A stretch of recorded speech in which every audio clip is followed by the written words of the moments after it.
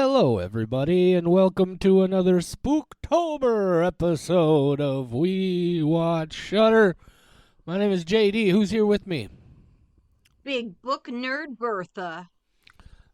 That's what the what I'm realizing that you're gonna have this to take it from here Spooktober, because yeah. Sorry, didn't mean to scare anybody. It is Michelle. I'm just known as Big Book. Jesus Christ, Big Book Nerd Bertha this month because I have realized we're gonna have a lot of Spooktober movies with book counterparts that I can read, and that's exciting. yay! I Michelle had just to read cutting. 3 books for this episode. I mean, she's just cutting right to the point here. What are we talking about Yeah. today, Michelle? More Halloween movies. What is it? Scary stories to tell in the dark. Okay, that's what we're talking about. Yeah. Legendary scary story books going all the way back to even when I don't know when they were originally published, but I remember being 80s like and 90s? I want to say it was like 91 or 92 when the first one came out. I remember when it happened. 81. I'm sorry, what? 81. 81. 81? Really? Yeah. Yep. Well, Nope. I already had the Wikipedia page pulled up because I needed to know about this author. I got some facts about Alvin Schwartz for you. all right. So anyway, I guess just diving right in, Michelle. Clearly you read all three of these books here as part of this episode. Had you ever read any of them previously? Oh, absolutely. Of course These you were have. a huge part of my childhood. I was the kid who would go to sleepovers, and when everybody started getting sleepy, I'd be like, okay, you guys, it's time to tell ghost stories. Or, hey, guys, let's do a seance. Or, do you guys want to do light as a feather, stiff as a board? How about we stare into a mirror and chant Bloody Mary's name? I was that kid. I wanted every sleepover to end in a spooky, spooky time. And Scary Stories to Tell in the Dark was responsible for a big part of that. Yeah, I saw this or read this obviously when I was a kid. All three volumes. It's been a while since I've revisited them, but there are, especially from the first collection, just iconic stories that are just stuck in my head that obviously we see represented here in this movie. Um, I guess I don't know what I was about to say, Michelle. There was a whole nother point that I was going to do. Guys, look, it's July 3rd. I just got out of the theater from Ty West's Maxine. It's kind of occupying my brain. I'm going to try to get through this as professionally as possible. But Well, no, I'm glad that you told them the date because I would like to wish everybody a very happy July 3rd. My neighbors are lighting off fireworks. Apparently, this is a new holiday. yeah, guys, there people have PTSD, and there's dogs that you scare the hell out of, and other animals. I truly don't mind fireworks a couple days before and after. Not for me, but people might have different work schedules. I understand. But they go off and for like 2 weeks beforehand and 2 weeks after, and it's the same people. And I don't understand why you're that excited. I also have too uh, many friends who have had terrible, terrible firework accidents. So I guess I'm a yeah, little bit like, come on, guys. Come on. it's one of those things that we're just gonna be dealing with for a while, I guess. Anyway, scary stories to tell in the dark. Really sort of kind of bridging that gap in a lot of ways between folk tales and urban legends. For a lot of us, I think. And I was I want to say I was excited when I heard about this movie being made, but I was very cynical and jaded at that time, and I was immediately like, "Oh my god, I am not gonna like this, so I'm not even gonna bother to go see it." This is the first time I've seen the movie. How about you? Ooh, okay. I was going to ask if you had seen it. I did not know. I saw it. I saw it in theaters. Like you, I was both excited and hesitant, but I think this came out around the time that the Rangers movie came out and Detective Pikachu. So I was in that headspace of they're going to be doing things from my childhood, and I don't care if they do it super well. It's just going to be cool to see it. So I went to see it, and I won't tell you how I felt about it yet, but It's that's how I was still excited to see it in theaters. it's an Andre Overdahl jam.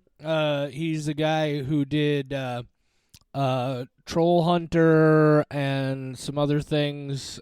Troll Hunter is the one that I remember. Oh, he did the Autopsy of Jane Doe. Did Great Last movie. Voyage of the Demeter. Yeah. Um, so that's who put this thing together. Um, Let me give you. Michelle decided we're going to use the IMDb plot summary, so I'm going to go ahead and feed that to you here.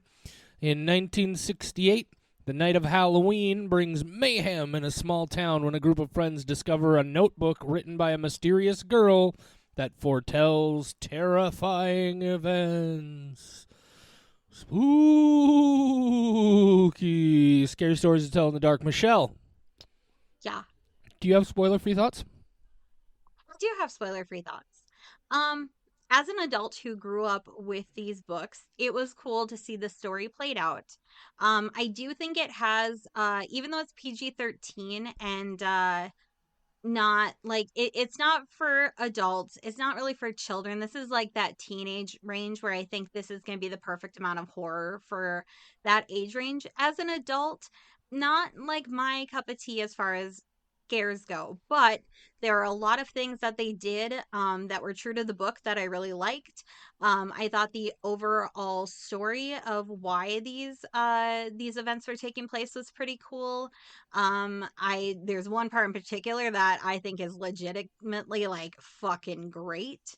I enjoyed it. It's not a great movie, but when I think of certain parts, I do smile. So I'm gonna go with let's go 3.5 out of 5 skulls for this one. 3.5 out of 5 scary stories to tell in the dark, courtesy of We Watch Shutter. Michelle, are Or you at all big book interested? nerd Bertha. Big book nerd Bertha. Is big book Yeah. nerd Bertha at all interested in my spoiler-free thoughts? Hell yeah, she is. Oh, I was really hoping you would say no, and then we could just Oh, go home. okay. No, I just Oh no. no. It has nothing to do with anything other than I'm tired, Michelle. Scary Fair. stories to tell in the dark.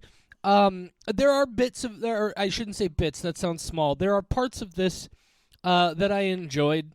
I think some of the design on it and the execution is really uh, authentic to the books while still being like there's an element of that style of art that you just couldn't do without everything being highly stylized. You know what I mean? But I much like you, I did enjoy seeing some of these classic stories actually playing out. Um, I feel like I would have liked this more if it was a more traditional anthology. The overall story that was going on here that ties everything together didn't really work for me. I think if this had been more of a, even if there had been a frame story, but it was more of an anthology style frame story that doesn't connect specifically to the individual bits, I think I would have enjoyed this a bit more. And I agree with you. It's a very very specific age range that this is targeted at, but for that age range, I'm sure it works really well. For me, this is a 2.5. I'm gonna give it a 2.5 skulls. I don't mind that I saw it. I'll never see it again. Excellent. So 2.5 and a 3.5 gives it an average of 3 human skulls. Great. 3 skull stories to tell in the dark. I got nothing else. I'm just. Okay. So we got spoiler section Sh- coming up, guys. If you have never yeah. seen the movie and you want to see the movie before we talks about it, go watch it now. It's on all sorts of different streaming places, Prime, Netflix, all over the place. All Um, over the place. Right outside your window. right. What's that sound you hear? That's scary stories to tell in the dark. They're watching you pee. They're Oh, watching outside your bathroom window. you're all in trouble now. It's never good when somebody's watching you pee. Never, never, never. Well, I don't know. Some people really like that. Okay, so spoiler Anyway, section, we're here. Michelle, you want to do that thing? the thing I do. Yeah, Yeah. yeah. Okay. Yeah, I will do that thing. Full disclosure, I watched this a couple days ago because I thought we would be recording earlier. So if my plot's lacking a couple pieces, it's because my brain is lacking a couple pieces. I Oh, have we're a week garbage out from memory. my viewing of this, so this is gonna be a fun one Yeah, for sure. I have a garbage memory. Okay, so what happens is there's this girl and she's got some friends, I think. I'm pretty sure I remember she has friends, and she also has a bad home life. Like so many of us. Am I right? I'm also traumatized. So this girl, she is running away from these bad guys because they filled a bag with human shit and then the guy took it. His name's Tommy, and that's how you know he's a bad guy. And he doesn't like that they tricked him because how dare they. And so they're running from the kid. They find a guy named Ramon. Then they go to a haunted house and they find a book, and Stella, that's the little girl's name, she takes the book home and she starts reading it, and there's stories from a girl named Sarah. And Sarah wrote all sorts of creepy stories, and Stella, she likes to write, so she's like, cool, I'll read this lady's writing. That sounds like a good idea. I don't just write, I do also read. Wow, so talented.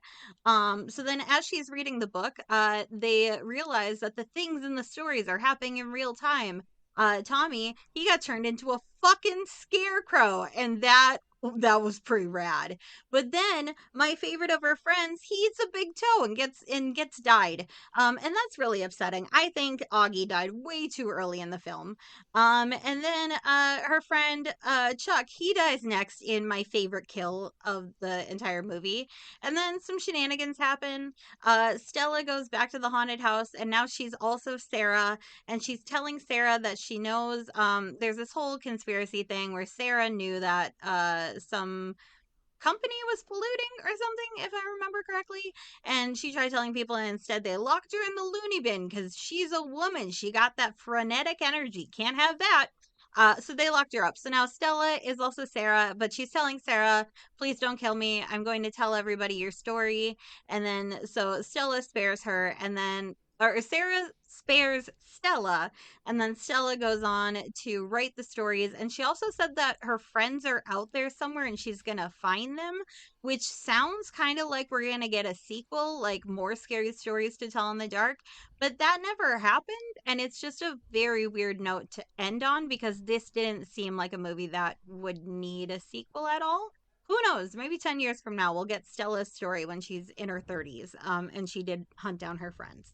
So anyway, scary stories to tell in the dark. I have some things to say about the movies. I have a lot to say about the books. PG-13, hour 48 minutes. Do you do you think that if they do have a sequel, it will obviously be called More Scary Stories to Tell in the Dark, just like the books? And Yeah, then yeah, absolutely. and then maybe they'll do an Even More Scary Stories to do, is that what it's called? Is it Even More? Yes, I Okay. believe so. I I would be very upset if they didn't do it that way. Yeah. That I mean that seems like the Oh, obvious way to More go. Tales to Chill Your Bones is the third one. Ooh, more That's the one that came out tales in to 91. chill your bones.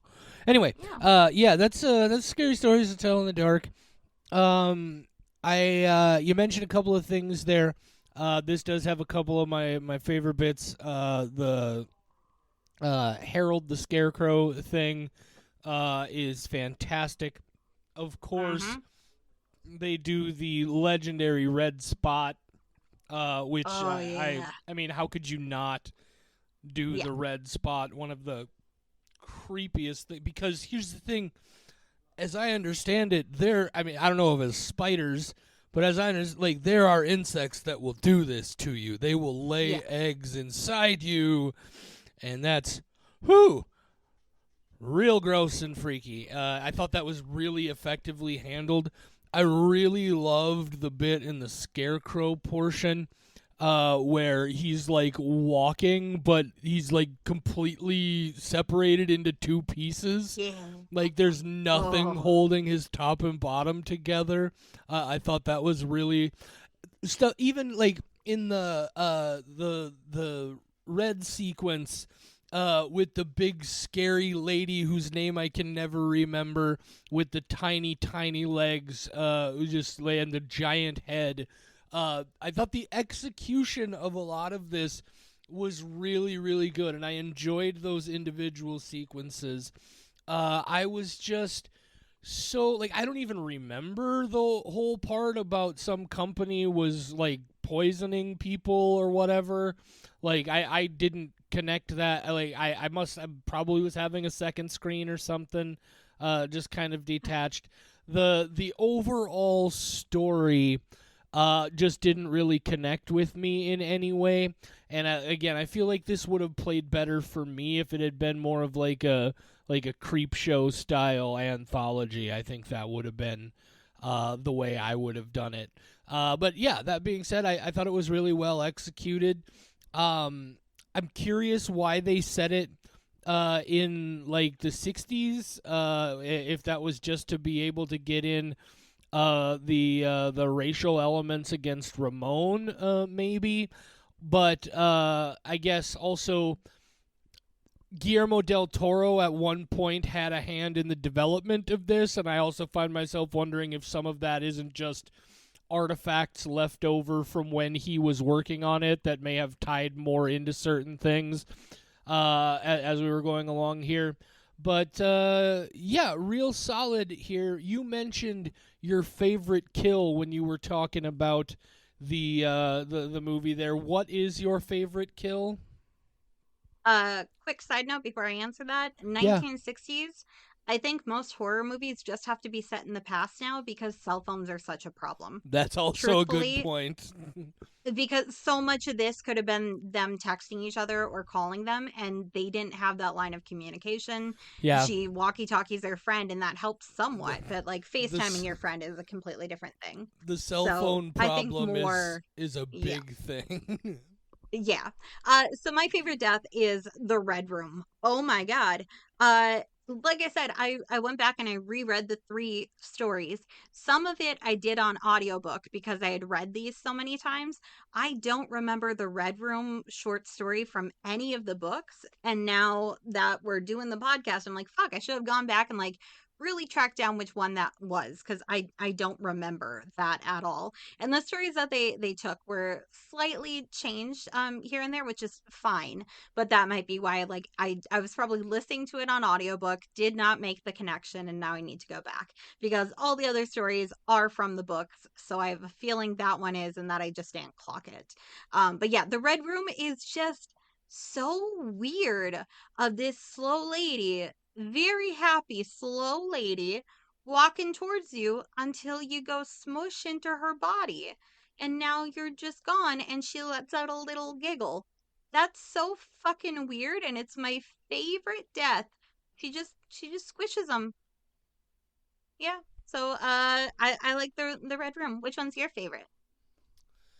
um, I guess probably uh, I don't know that it's necessarily a death, but an eruption of spiders from Yeah. somebody's face is one Ugh. of the most repulsive things and most just unsettling and creepy things that I could ever think of.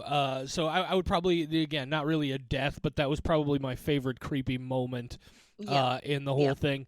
And again, one of my, I remember that. And the other thing that I really appreciate is that they incorporated the melody from the song from the first one. I thought that was a really nice touch. The worms crawl in, the worms crawl out Yeah, song. yeah. Okay. Yes. I needed Don't to what is make it? sure. Don't ever laugh as Ugh. the hearse goes by. I think is what it's called. Yep. That's The the Hearse first line song anyway. is the Yeah. name of. Yes. I'm pretty Um. sure I haven't read it in 25, maybe 30 years, but I'm pretty sure I could recite it. Yeah, the worms crawl in, the worms crawl out, the worms play pinochle on your snout. I randomly think that phrase that Yeah. completely just like I'll just be sitting there and that line will go through my head out of nowhere. I don't have a lot more to say about the movie. I do have a lot to say about the books. Should we pivot, or did you have more movie talk I before we want do? to I want to try and do this thing from memory, Michelle. I need you to pull up the Okay. text of the song. I got to see if I can Oh, do of the this. Hearse song? Yeah, Oh, okay. I just mentioned it. And now I'm like, oh, I bet I can do it. Tell me when you're ready. 1 second. Oh my God. Okay, go ahead.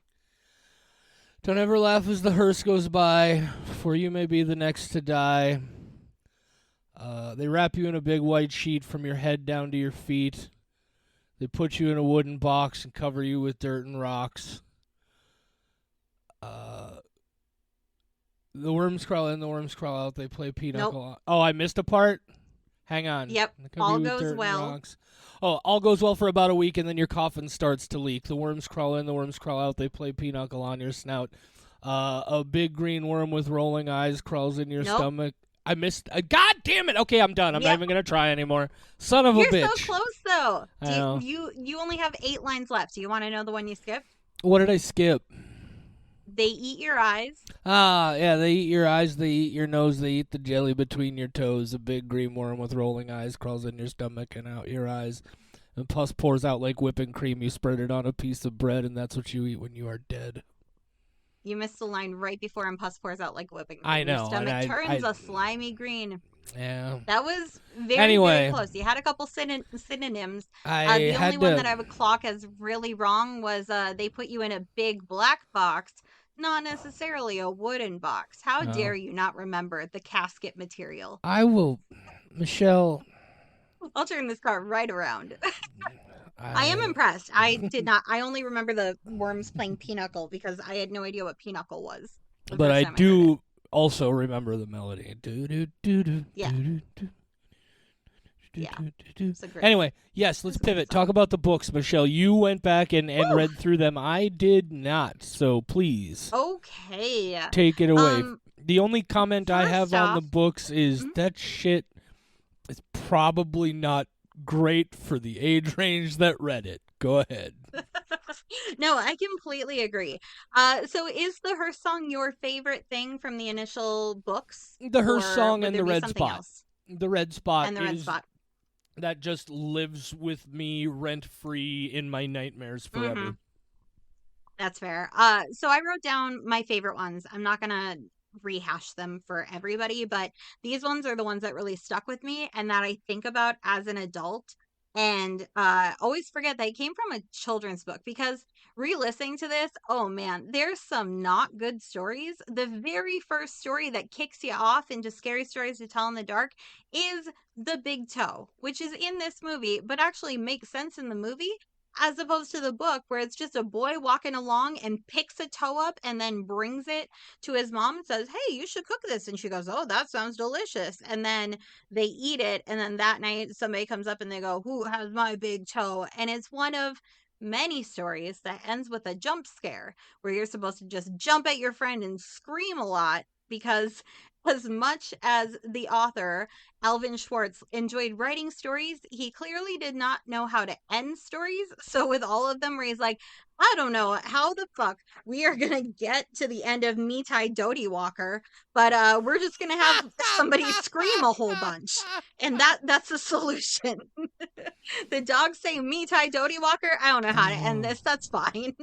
So he had a method. I guess it worked. The ones that I really really love though, high beams. High beams still scares yes. me. That is the Yes. story of the woman who's well, young teenage girl, which was a very special thing to me. I wasn't even driving yet, and when I started driving, I thought of this.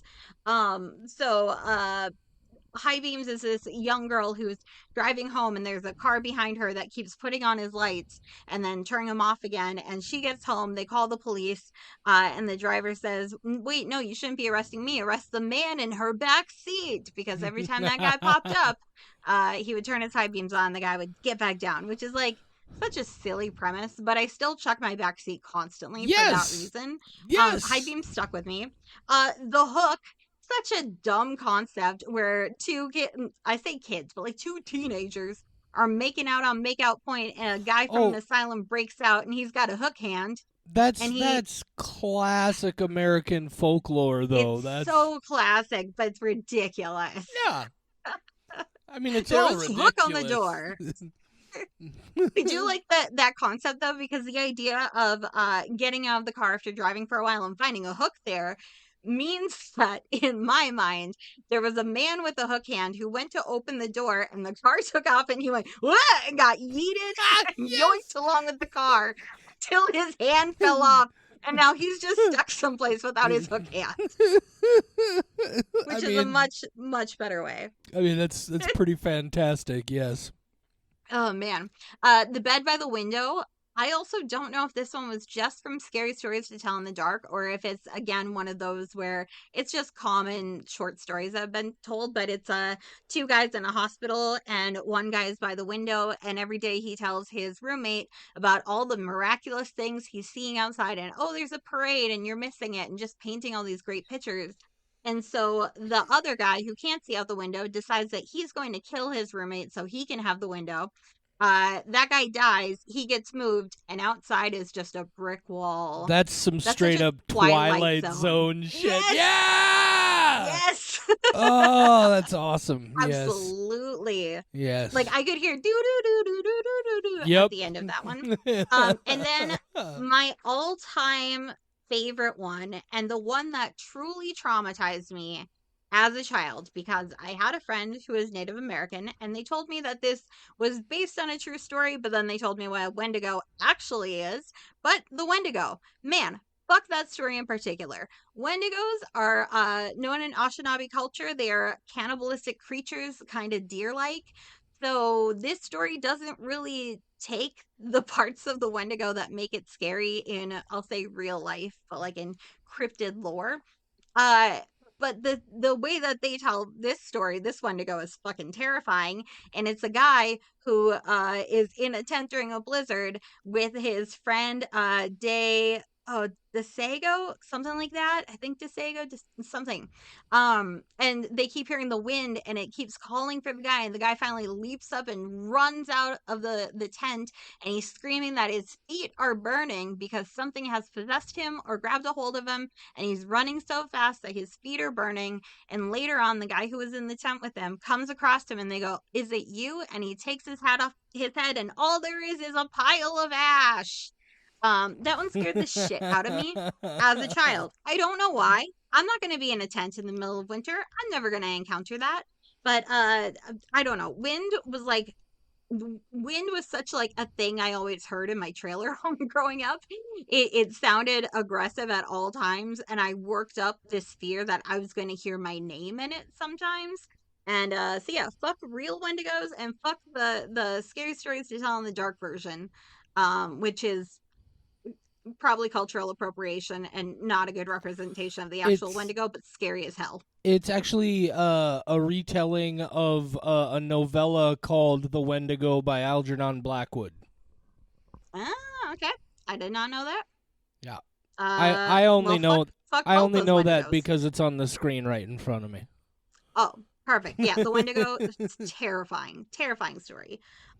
Yes, I love the books. I did learn about Alvin Schwartz a little bit. Because I was like, who the fuck was this one person writing all these? Yes.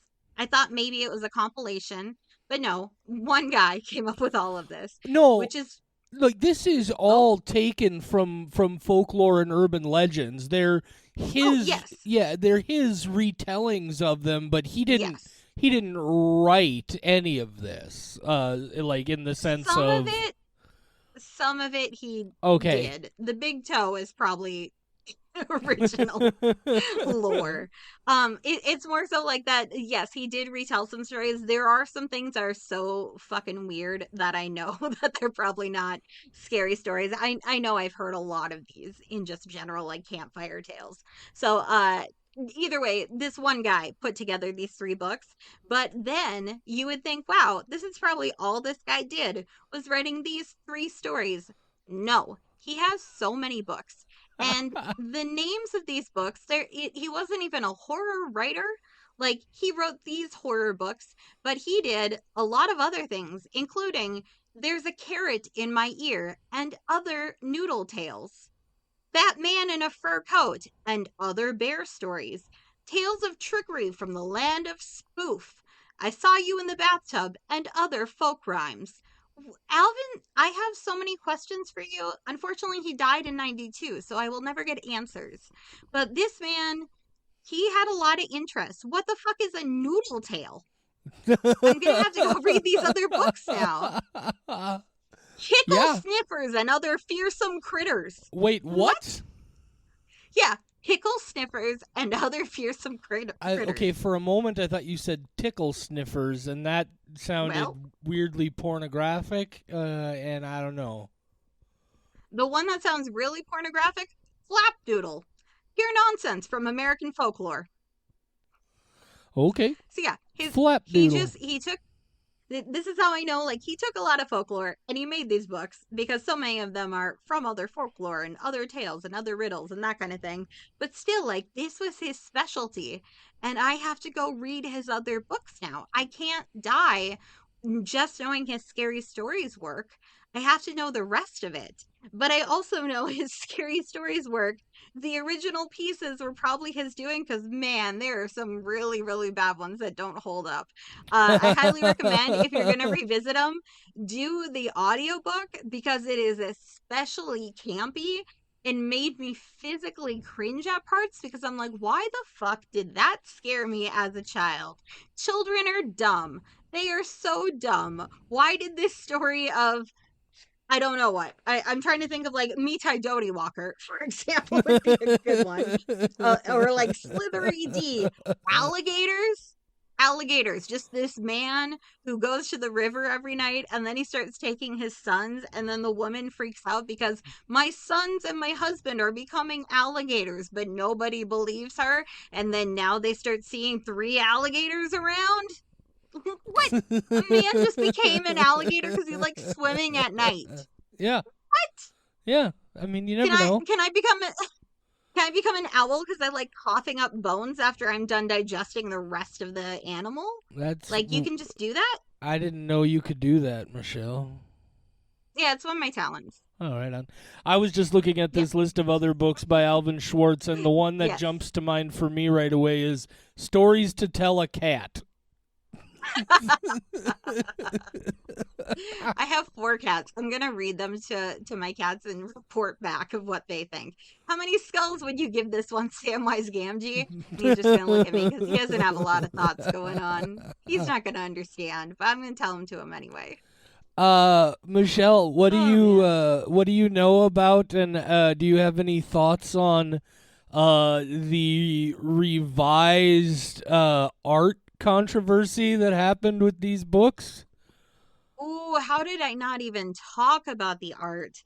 Uh, I don't have a lot of thoughts about the controversy. I will let you say that, but I will say the art did so much lifting on these stories. Oh yeah. There were things in this. I fucking have loved horror movies since I was a toddler. No exaggeration. I grew up on horror. People who know my backstory know that. I was watching it way too young. Um, but there were certain stories in here where when I went to read them, I would fold the book over so I didn't have to look at the picture because they are horrifying. Oh Ugh. yeah. Okay. It is You can talk, but like, creepy as oh man, shit. ugh. No, I just Yeah. the only thing I want to say about it is the original Stephen Gammell artwork is so effective, so significant to the success of this. In what world would anybody ever think it would be a good idea to change the art in this? So I hope somebody at HarperCollins lost their job over, like, maybe ruined the. That's a decision that should ruin somebody's career.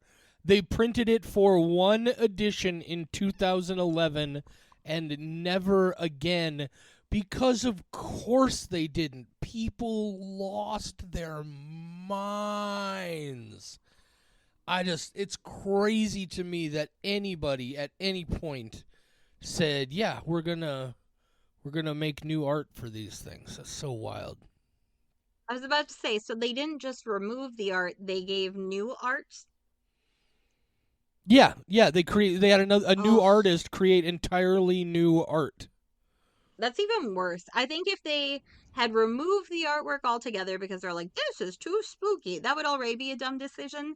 But saying, hey, we're going to hire a different artist to make it less scary when, like, if you take it at face value, there's not a lot going on in these tales. There's nothing like super gruesome.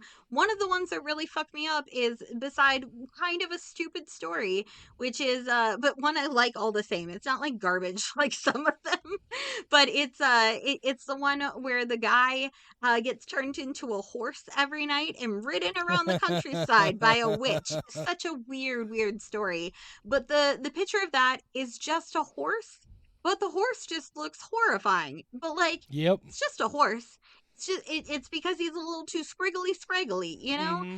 and that's it. How would you take that and be like, children can't look at this horse? Have you seen this horse? He's too scraggly. This is gonna Yeah. scare the tots. I They can read the book about scary stories, but they cannot put their eyes on this horse. I This do horse, oh man. I do find myself wondering though if the atmospheric severity, to be real pretentious about it, of the art didn't play a part in the new, because it's obviously one of the biggest complaints about the art was that the new versions were rather tame in comparison to the originals.